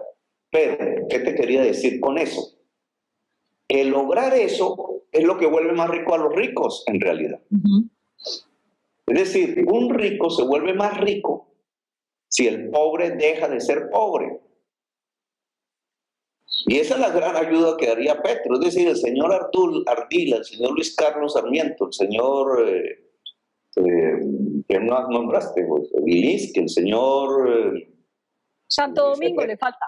Santo Domingo, se vuelven más ricos si deja de haber pobreza en Colombia. Porque entonces la gente puede comprar cosas, camisetas, bullines, televisores, neveras, motos, carros, y ahí se mueven los negocios. Lo que es un absurdo es una economía en donde los ricos se vuelven cada vez más ricos y la clase media se vuelve pobre, que es lo que está pasando hoy. Por ese camino va a estallar la burbuja y los ricos se van a quebrar. Ese es el camino. Senador, ¿usted odia a los ricos? No, yo no odio. Déjeme pasar otro capítulo y ahora volvemos con más economía. No digo ni siquiera a quienes me torturaron, a quienes amenazaron a mis hijos. Hubiera podido hacer toda una labor de venganza, digamos, judicial, como para los que confesos además en el DAS pues lo denunciaron. No, nunca me he puesto a perseguir a mis perseguidores. Así que no me meta sentimientos que no corresponden a mi personalidad. Yo no odio. Hábleme un poquito más cerca al micrófono porque se me está recostando mucho y ya lo estoy perdiendo. No me diga que esto está aburrido porque esto está muy bueno. Vamos a ver. Quiero preguntarle por un nombre. Una persona que fue funcionaria suya, que lo metió en todo este lío del llamado Petrovideo y que hoy está evadiendo la justicia. ¿Usted hoy le pide a Juan Carlos Montes que se entregue a la justicia? Empieza porque el tema de ese proceso judicial es de Néstor Humberto Martínez. Néstor Humberto Martínez, creo yo, aquí me volverá a hacer otro proceso judicial, ese artífice de la entrega de ese video que era privado de Juan Carlos Montes. No era público, él no lo publicó, estaba en su casa, en sus archivos personales, en su computador. ¿Cómo llegó a manos de Paloma Valencia? Pues a través de una sustracción, de un delito. Viene eso porque eso se hizo en el día del debate contra Néstor Humberto Martínez por la corrupción de él y Odebrecht, para taparla. Y la prensa siguió eso, porque del debate no se supo del video. Él no tenía ahí ningún tipo de boleta de captura ni nada por el estilo, y por las amenazas a sus hijas, físicas, directas, tuvo que salir del país. Y después de que sale del país, le montan un proceso del cual ya había sido exonerado. Y no por nosotros, digamos, por los funcionarios disciplinarios del gobierno de Peñalosa. Nadie puede decir que eran nuestros amigos. Y aún así, habiendo sido exonerado por esos hechos, entonces el fiscal Néstor Humberto empezó a montarle un proceso con una sola intención: usar la Interpol para traer a Montes a Colombia, como si él fuera un narcotraficante, como los amigos que ha tenido, como los que él mismo encubrió en el caso de Ñeñe Hernández. Y él tiene un derecho que está siendo reconocido hasta este momento, que es el del asilo. Yo pienso que el actual fiscal, que poco tiene que ver en esto, pero digamos ha sido muy amigo de la estrategia de Néstor Humberto, debería garantizarle sus derechos de defensa con su abogado, ¿no? Es un proceso que no conoce. Y ver si pues, la verdad es la que aparece ahí. Ese proceso nada tiene que ver con el tema del Petrovideo. El Petrovideo, pues, a nivel del Consejo Nacional Electoral, de acuerdo a su investigación administrativa, que está compuesto por enemigos nuestros, no se han querido ni 5 ahí, determinó de que no había ningún hecho irregular allí.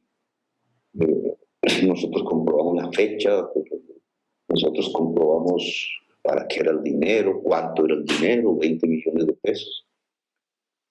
Y el Consejo Nacional Electoral en su resolución decidió no abrir ningún tipo de investigación porque consideró que efectivamente era legal el proceso que hay, del cual ahí se sacó el video. ¿Pero usted le diría al que se entregue o no? Es que si él es inocente, si él es víctima de una persecución de Néstor Humberto, como muchos otros. ¿Usted cree eso? ¿Usted cree que es aquí una persecución de Néstor Humberto Martínez y no es culpable? Claro, Néstor Humberto es un mal tipo. Néstor Humberto Martínez, según mi opinión, es un delincuente y al servicio de intereses económicos muy poderosos. Ha hecho coger presos a los abogados que competían con él por ese tipo de negocios, como el caso de Alex Berno. Los enfermó, casi los mata. Es un mal tipo, digamos. Es un personaje diestro en la historia de Colombia. Y lo que me parece peor es su intención de destruir el proceso de paz para esto, para que bombardearan niños, porque eso es lo que pasa cuando se destruye la paz. Los muertos no son, digamos, los comandantes y eso, los muertos son los niños pobres. Y de lado y lado, porque los policías y soldados que mueren, esos son pobres. Los que mandan a la guerra nunca saben qué es una trocha. No saben qué es ponerse una bota pantanera o dormir en un páramo. Unos vagabundos. En cambio, sí mandan por todas esas trochas y caminos y fríos y lluvias a los pobres a matarse entre sí. Mr. Humberto es un auspiciador de la violencia en Colombia a través del uso de su cargo público. ¿Usted no cree en ese proceso contra Juan Carlos Montes? ¿Ya sabe por qué lo grabó? ¿Ya pudo? Él era su amigo, había sido su funcionario, usted le tenía confianza, pero lo grabó y esto terminó en este escándalo del Petrovideo. Él grababa todas sus transacciones financieras, todas. Pero eso es bueno o malo, eso es como lo que hacen los contadores cuando escriben, pues es lo lógico además. No la grabación, sino registrar los movimientos. Uno lo graben con una cámara escondida, digamos. Si alguien quiere tener un testimonio de uno de frente y le dice, mire, grabemos esto porque es que uno no sabe, es distinto, pero él lo grabó con una cámara escondida, él lo grabó a sus espaldas. Sí, pero su intención nunca fue dañina. En cambio, dañina sí fue la intención de robarle ese video. Y se lo robaron. Y por hoy no sabemos quién le robó el video. Pero está confirmado que se lo robaron. Se lo robaron y terminó en manos de una senadora uribista. Pues creo que no vamos a ver a Juan Carlos Montes por acá por mucho tiempo, excepto que lo capturen y lo manden. Pues no sé si tú quieres que lo capturen, pero a mí me parece que la justicia está no para perseguir personas honorables, sino delincuentes. Los delincuentes sí caminan por sus anchas, incluso en el Palacio de Nariño. Hay un tema que me parece clave.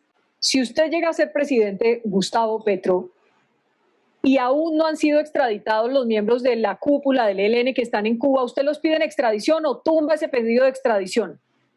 Hasta donde yo tengo entendido, y tengo que profundizar más en ese tema, lo confieso porque yo no fui protagonista, no estuve cerca de ese proceso.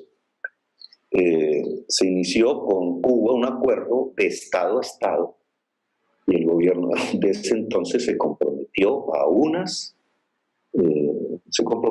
temas, entre los cuales, pues precisamente ese, que no iba a haber persecución para quienes allá llegaran a dialogar el tema de la paz. Yo lo que te respondería es al contrario. A los 3 meses de ser presidente se acaba el ELN en Colombia porque hace la paz. O sea que no los piden extradición. Porque si quiero hacer la paz, que es lo que más me interesa para los colombianos, no la histeria extremoderechista que pulula en medios y en el poder político. Si yo quiero la paz, precisamente para que mi generación de niños y niñas que ahora crecen en toda Colombia puedan vivir su país, no, yo lo que quiero es que dejen las armas, se acaba la insurgencia armada en Colombia. O sea, negocia con ellos si llega al poder, pero no los piden extradición. O sea, usted no seguiría con esa misma línea del presidente Iván Duque de pedirlos en extradición. Si se va a negociar la paz, pues ellos llegan a Colombia por su propio medio. Usted sabe que ellos están pidiendo en extradición, ¿verdad? Pues hasta donde sé, Colombia. Sí, los están pidiendo después de que le pusieron un bombazo y mataron a más de 20 cadetes de la Escuela General Santander. Sí, si seguimos en guerra, el listado de muertos, Vicky, tendrás que multiplicarlo por 100, por 1000, y algún día tu hija, si llega a ser periodista, seguirá hablándonos de la enorme lista de los muertos, de las masacres, de la sangre derramada en Colombia. Precisamente para que eso no siga ocurriendo es que hay que hacer la paz. Voy a hablarle de la fuerza pública porque quiero que lleguemos al tema del Guaviare, pero antes, muy concreto. Si Gustavo Petro es presidente, ¿reduce el presupuesto de defensa o no? ¿Sí o no? Ahí tenemos un problema porque si hay paz, se necesita menos ejército, pero más policía. Entonces, desde el punto de vista presupuestal, prácticamente da lo mismo. Lo que hay que investigar son varios temas, digamos. La compra de armamento, la compra en general de logística militar, tiene que ser muy transparente. ¿Tiene que ser muy claro? No le oí. Transparente. Entiendo. Digamos, es muy oscuro el proceso de contratación, tanto en la policía como en el ejército. El ejército, para levantar la moral, como dice los textos por allí, la construcción de la moral,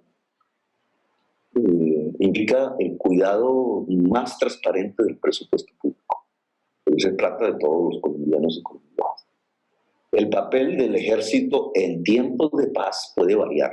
Eso nunca lo exploró Colombia. Yo pienso que uno de los temas ejes diferentes, además de las fronteras, es la construcción de una política de seguridad integral. El ejército hoy de Colombia está llamado, si hay paz, obviamente está supeditado a la paz, a ser el eje articulador de la defensa del territorio del cambio climático. Eso es fundamental, porque si no es por ahí. Pero cuando dice eso del cambio climático, ¿es que los vuelve unos Boy Scouts o qué? Pues yo no sé si tú puedas resolver el problema del cambio climático en el mundo con Boy Scouts, con el respeto de los Boy Scouts. Si no, ya se hubiera resuelto ese tiempo. Pero reduciría el ejército, porque usted está partiendo de un hecho que no es real, y es que esas serían las condiciones para un país en paz, pero usted y yo sabemos, y todos los que nos ven a esta hora, que ha habido unos esfuerzos por hacer la paz, pero no estamos en paz. Y hay un montón de grupos armados, y hay disidencias, y están los de Iván Márquez, y los de Gentil Duarte, y el Clan del Golfo, todo lo que usted quiera. Puro narco, narco puro. Pero ¿qué pasaría con ese ejército? Con el ejército si usted es presidente. Mi compromiso es que se acaba la violencia en Colombia. Esa es la que hablas. Y he mencionado aquí en esta entrevista los cómo. Lo que tiene que ver con la vieja insurgencia, que ya prácticamente es mínima, y lo que tiene que ver con los nuevos y poderosos grupos armados narcotraficantes. Un cambio de política alrededor de la política antidrogas puede disminuir radicalmente estos factores de violencia.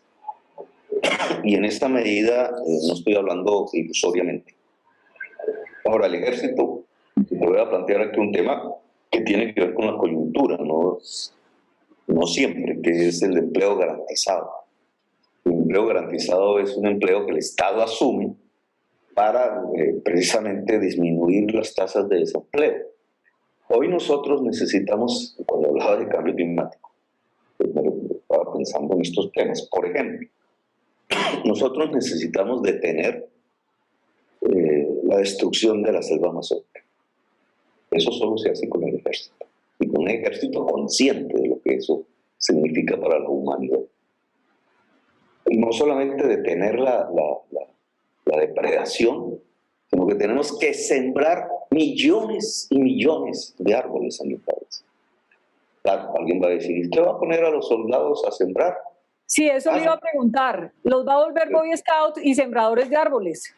Pues los Boy Scouts no funcionan para defender de terratenientes armados la selva amazónica.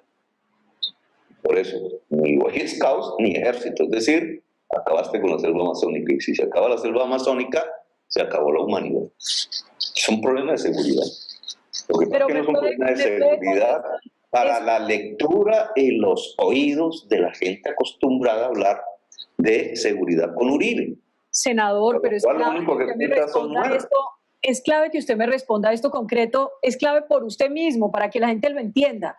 ¿Usted reduciría el ejército, le cambiaría las funciones, le bajaría el presupuesto, le subiría el presupuesto? Cosas concretas. Mira, en tiempos de paz no se necesita servicio militar obligatorio. Pero no estamos en paz. Pero déjame contestar. No, yo hoy no soy el presidente. Le estoy diciendo que si voy a ser el presidente, en Colombia se acaba esa violencia. Y por tanto estamos en un contexto diferente. No es en el contexto uribista, que les gustan las bombas y el ruido y los fusiles y el traqueteo en las montañas y el terror y el miedo de la gente es caminando por las trochas escapando de la muerte y de la masacre. No, mi gobierno es para hacer la paz, punto. Si no hicimos la paz, que me tumben. Además, yo mismo renuncio porque no sirve. El papel histórico de mi gobierno en Colombia es salir de 2 siglos de violencia perfecta. Y por tanto lo que tengo que pensar es un ejército en paz, ¿qué puede hacer? Y le estoy poniendo un ejemplo. El tema del cambio climático. El tema del cambio climático, discúlpame Vicky, pero creo que debes profundizar un poco en ese tema. No es para Boy Scouts. Ni más ni menos tienes que sacar toda la minería ilegal de los ríos. Lo vas a hacer con Boy Scouts. Ni más ni menos tienes que acabar las quemas de la selva amazónica por terratenientes armados. Lo vas a hacer con Boy Scouts. Ni más ni menos tienes que recuperar la selva amazónica en lo que ha sido depredada ya. Eso es un aporte a la humanidad. ¿Con quién se va a hacer? Con el ejército de Colombia. Ni más ni menos hay que cuidar las fuentes del agua. ¿Con quién se va a hacer? Con el ejército de Colombia. Ni más ni menos hay que cuidar las fronteras y el mar. El mar al cual le han dado la espalda los cachacos dirigentes de Colombia, que no saben ni cómo bañarse en el mar. Bueno, pues el mar para cuidar el mar, ¿qué necesitamos? Fuerzas Armadas de Colombia. Y así podríamos hacer un largo listado de las nuevas actividades que un ejército en paz puede realizar para el bien de la sociedad colombiana. ¿Y usted cree, senador, que si fuera presidente le alcanzarían 4 años para hacer la paz, para transformar el ejército, la policía, todo eso que usted está soñando? Ya lo dijimos en el lanzamiento de la propuesta del pacto histórico. Muchas de las reformas, y lo acabo de escribir en mi columna, ahí está todavía publicada y la comenté el domingo, muchas de las reformas demandan más de un gobierno. Y por tanto el pacto histórico de diferentes fuerzas, diversas, digamos, tiene que intentar a través del voto ciudadano lograr que el siguiente gobierno profundice las políticas del pacto histórico, por lo menos 3 gobiernos. Porque es una transición hacia una era de paz, hacia una sociedad del conocimiento. Yo lo que hago es iniciarla. Y en eso tienes razón, obviamente no se puede agotar en 4 años, un proceso que es de reformas estructurales. Volver la sociedad colombiana a una sociedad del conocimiento, como son las sociedades europeas, coreanas, etc. Pues no es de la noche a la mañana. Construir una era de paz pues no se consigue con la firma de un decreto. Una era de paz es una resolución de problemas acumulados y complejos sin resolver por parte de quienes han dirigido el país con mucha incapacidad. A nosotros nos toca resolverlos, y eso no se hace solo en un gobierno. Ese es otro de los puntos que cuando la gente que no votaría o no gusta o tiene temores, lo que usted quiera llamar, sobre Gustavo Petro siente. Y es que creen que Gustavo Petro no se quedaría 4 años y gana. Creen que Gustavo Petro haría todo para atornillarse, para quedarse y para no entregar el poder. Pero mira, si te estoy diciendo que el pacto histórico es precisamente para que, de acuerdo a la ciudadanía y su voto, pueda otro gobierno seguir las reformas. Pues no, o sea, ¿usted entregaría el gobierno a los 4 años? El que no quiere entregar el gobierno, Vicky, es Duque. Pero le estoy preguntando a usted. ¿Usted entregaría el gobierno 4 años después? ¿Por qué me preguntas a mí? Que lo único que le voy a decir por qué se lo pregunto. Porque usted es amigo de Correa, porque usted fue amigo de Chávez, porque usted fue amigo de muchos que se quedaron en el poder. Por eso se lo pregunto. Pero mira, señora periodista, discúlpame, tú vives en Colombia. Y tú lo que has visto en los 20 años últimos de la historia de Colombia son presidentes que se han quedado en el poder con trampa. ¿O me equivoco? La justicia los puso presos, incluso a los que cambiaron los articulitos. Entonces me vas a echar la culpa de tus amigos. De mis se amigos quedó en el poder, se llama Álvaro Uribe Vélez con trampa, en el primer gobierno y en el segundo, con trampa. Y quien quiere volver a quedarse en el poder ahora es Duque. ¿Y no usted se Petro. quedaría o no? ¿Pero por qué le cuesta tanto responder eso? Que ya te lo contesté, sino que no crees. Y no crees porque el tipo de pregunta busca ahondar en el miedo. Ya te dije que en el pacto histórico, que comenté eso mismo en mis columnas escritas por mí mismo y en el programa del domingo, que el pacto histórico es un pacto para varios gobiernos dirigidos, si la sociedad quiere, y su voto por diferentes personas. ¿Qué más quieres que te diga? No, pero no sé, ¿usted le molesta que yo le haga estas preguntas? No, lo que me molesta es que mientras me haces a mí esas preguntas, se oculta la realidad de quienes sí se han perpetuado en el poder. No, no oculto nada. Es que yo no estoy hablando de Uribe, ni estoy hablando de Duque, ni estoy hablando de Santos. Estoy hablando del presidente Gustavo Petro, si es presidente. Cuando hablas de Uribe y de Duque, nunca pronuncias esas preguntas. Porque esas sí serían claves. A mí sí me gustaría escucharte. Pero fíjese que ellos no están aspirando ahora a ser presidente. El uno no puede y el otro tampoco. Pero usted se acaban de anunciar públicamente por eso se las hago. Que los congresistas amigos de Duque van a presentar una reforma constitucional prorrogándose a sí mismos el mandato del Congreso de la República. ¿Quiere que le diga una cosa? No estoy de acuerdo, no estoy de acuerdo. ¿Usted cree que yo voy a estar de acuerdo con eso? No estoy de acuerdo. Y yo lo que he propuesto ante eso es configurar una junta democrática de inmediato con todos los sectores que quieran resistir en favor de la democracia para detener ese golpe de Estado, porque eso sería una dictadura. Yo no creo que eso va a pasar, eso no tiene futuro. Senador, usted que es un político tan avanzado, eso no tiene futuro. ¿Tú creías que... Ah, sí, y Uribe, ¿creías que no se iba a reelegir cuando la Constitución? No creo que esto tenga futuro. Vuelvo a preguntarte, ¿tú creías que Uribe se iba a reelegir cuando estaba prohibido en la Constitución Nacional? Vuelvo y le digo, creo que eso no tiene futuro, pero recuerde que por más de que usted ahora hace de periodista con Gustavo Bolívar, que lo he visto mucho en sus lives, la periodista aquí soy yo. No usted, senador. Usted aquí es el candidato que aspira a ser presidente. Entonces, concédame ese privilegio de poder hacerle las preguntas. ¿Le parece? Sí, mis columnas no son para quitarte el puesto. No, claro que no. Claro que no. Además, usted varía magníficamente. ¿Ah? No sé, ya ese camino se me perdió para mí. Mis columnas son para que sean leídas y se sepa con claridad cuáles son mis posiciones políticas.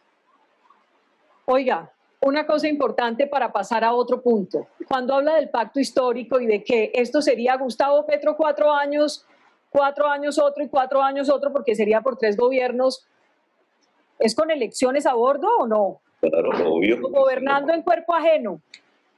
No, tampoco. Tú ves ese proceso histórico en Chile para salir de una cosa tan difícil, menos difícil que el uribismo, porque el gobierno Uribe ha matado más gente que Pinochet.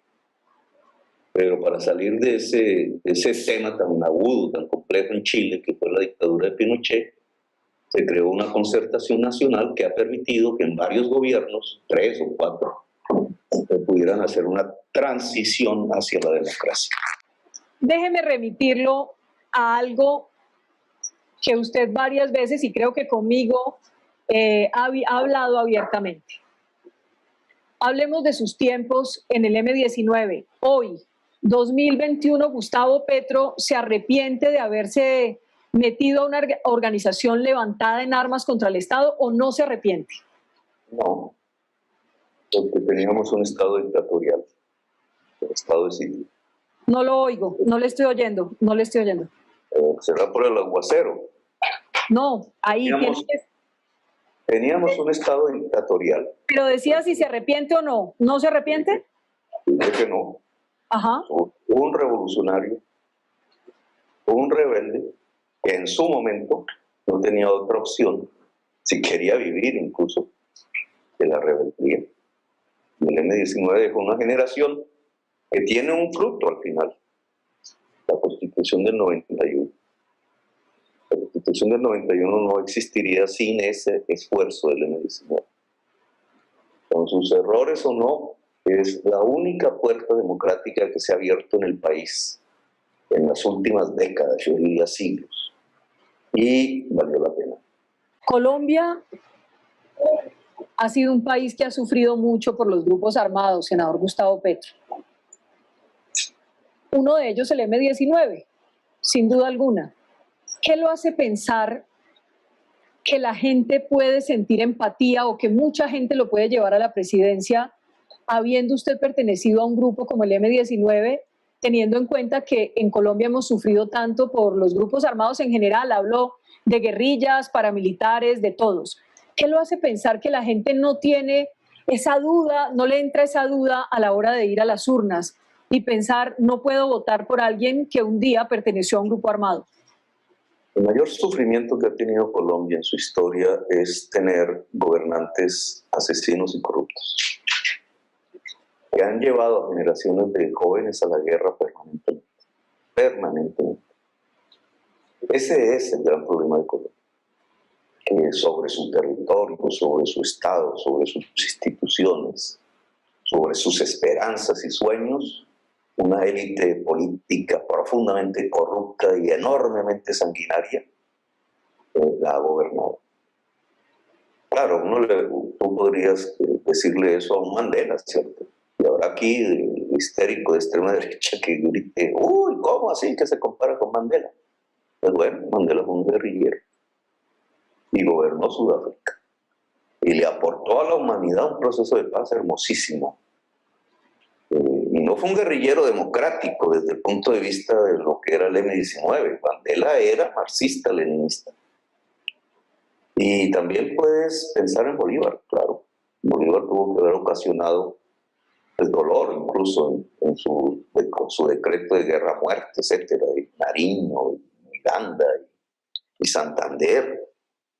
Pero si no es por ellos, no hay república. Quizás alguien se pueda inventar la historia otra vez y decir, es que no eran necesarias las armas para tener una república. Y a lo mejor esos ejercicios pueden ser hasta interesantes con bolita mágica, pero esa es la historia. Acudir a la construcción de un ejército popular para tener una república. Y creo que muchas generaciones de jóvenes nos tocó ese episodio durísimo de dejar libros y seres queridos para tener una democracia. Porque no la teníamos, no teníamos ni república ni democracia, no éramos libres.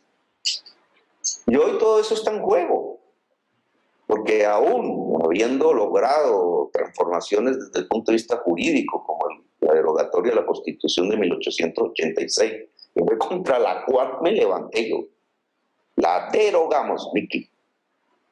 ¿Quién derogó la Constitución de 1886? El M-19.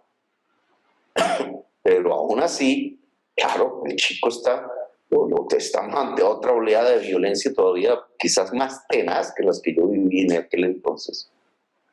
Y la resolución de los problemas sigue vigente.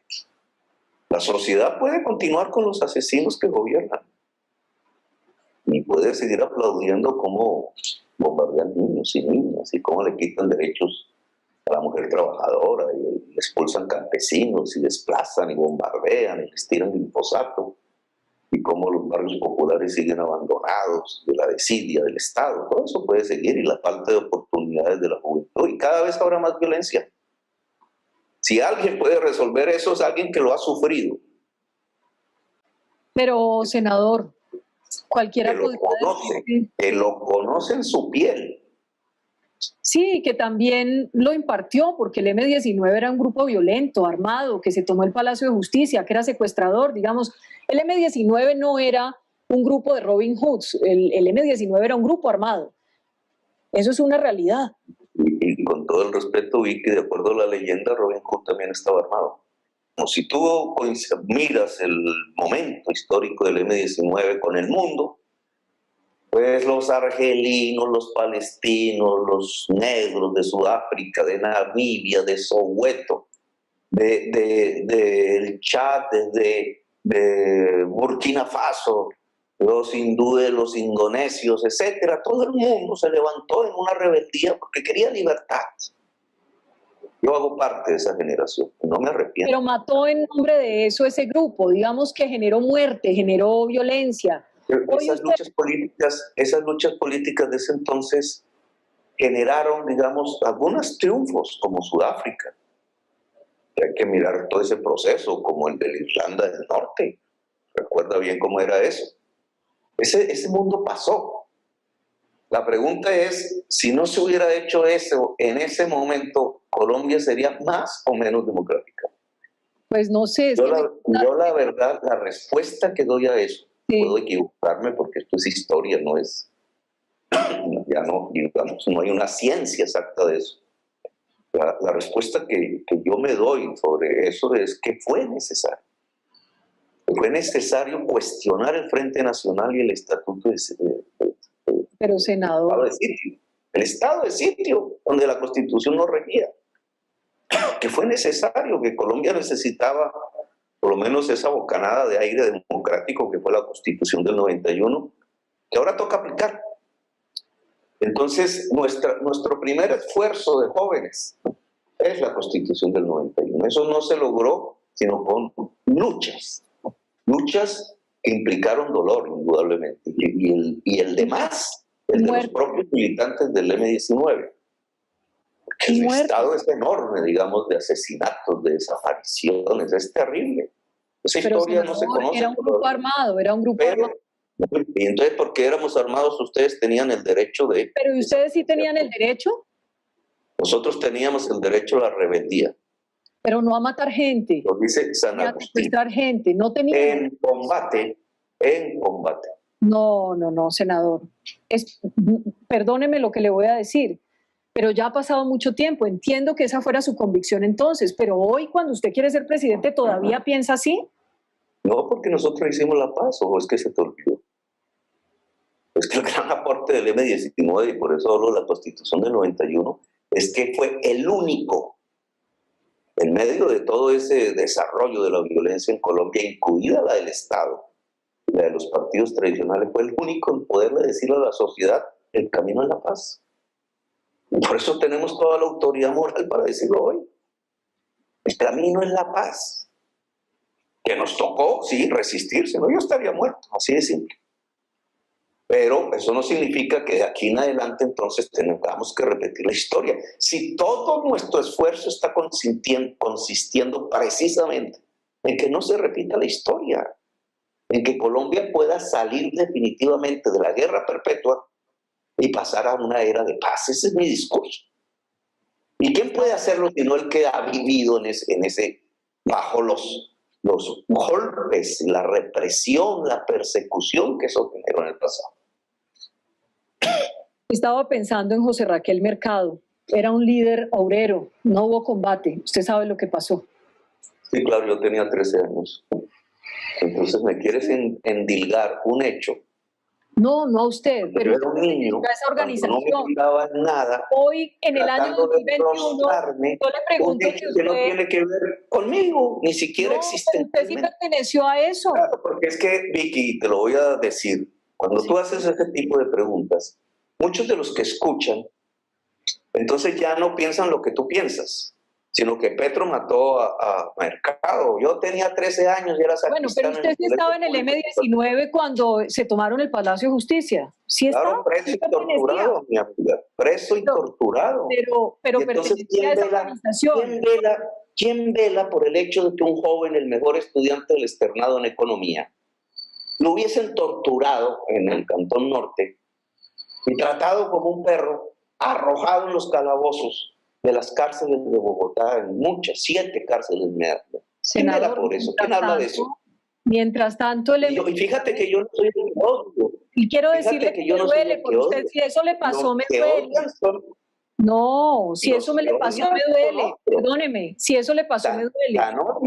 Pero mientras tanto, ¿cuánta gente murió después de que la organización a la que usted pertenecía se tomó el Palacio de Justicia? Es que eso no hubiera, estarían los magistrados vivos, seguramente, si eso no hubiera pasado. Sí, no, primero, esa toma sucedió porque se rompió un acuerdo de paz por parte del Estado, con bombarderos. Nunca debió ocurrir. Bueno, claro que nunca debió ocurrir, pero ¿por qué entonces sabotearon ese proceso? ¿Tú ves que Navarro no tiene una pierna?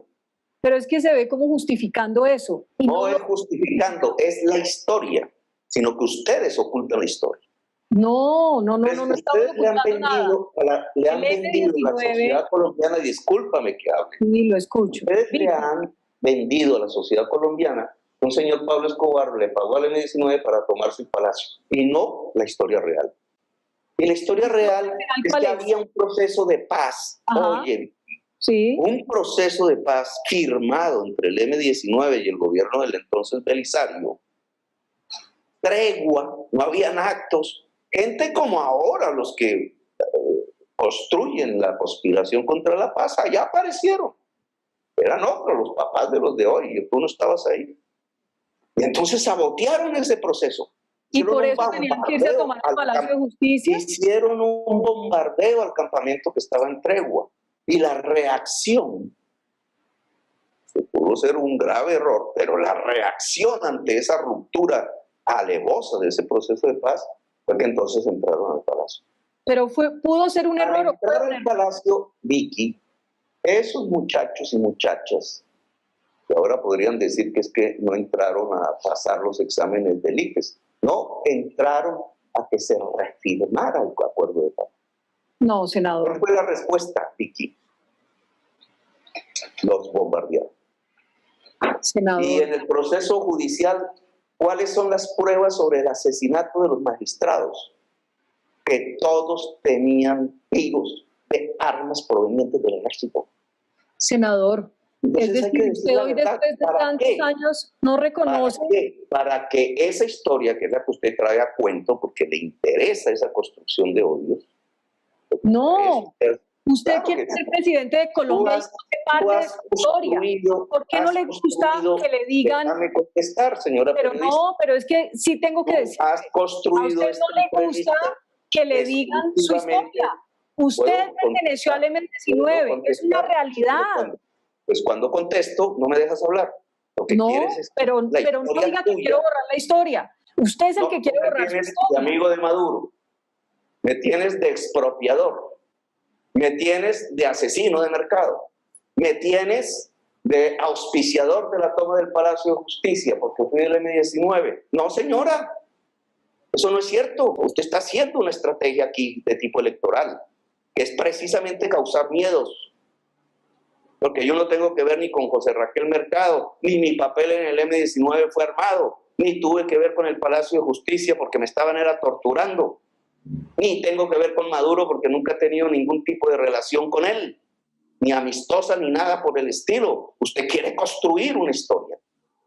Es la historia que les conviene a ustedes, porque ustedes quieren hacerle la campaña que diga Uribe. Pero yo no tengo por qué dejarme calumniar. Y espero que estas palabras puedan salir también en público.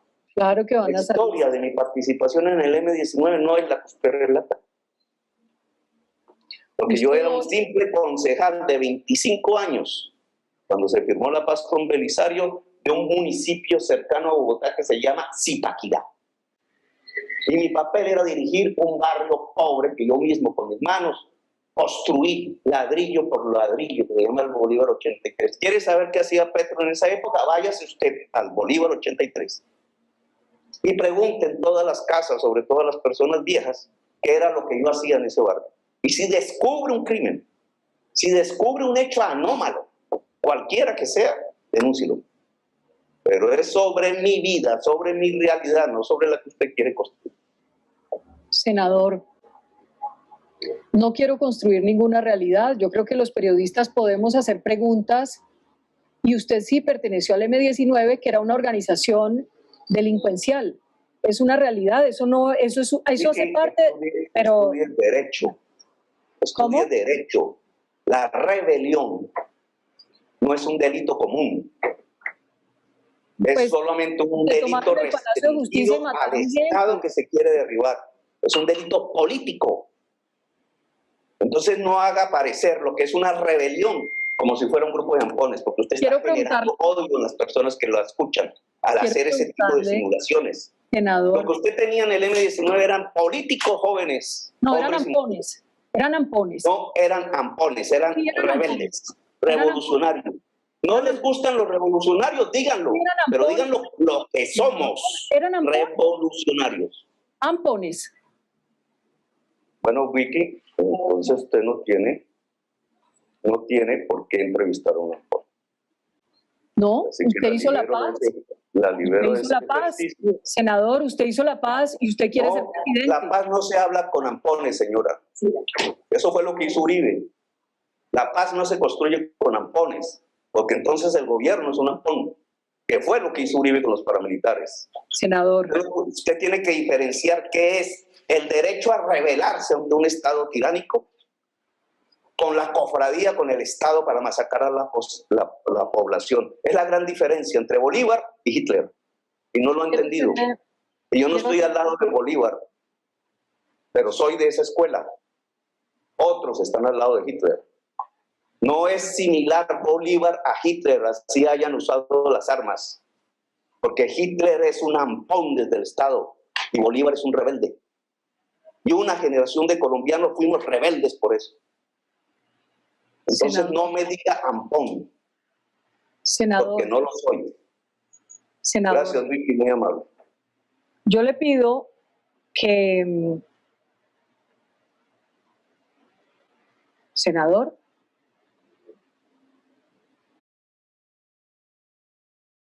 Bueno.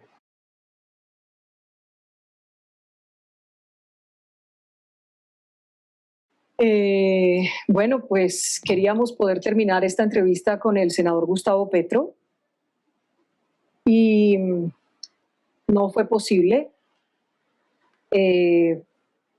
Teníamos muchas más preguntas, muchas más, y es muy importante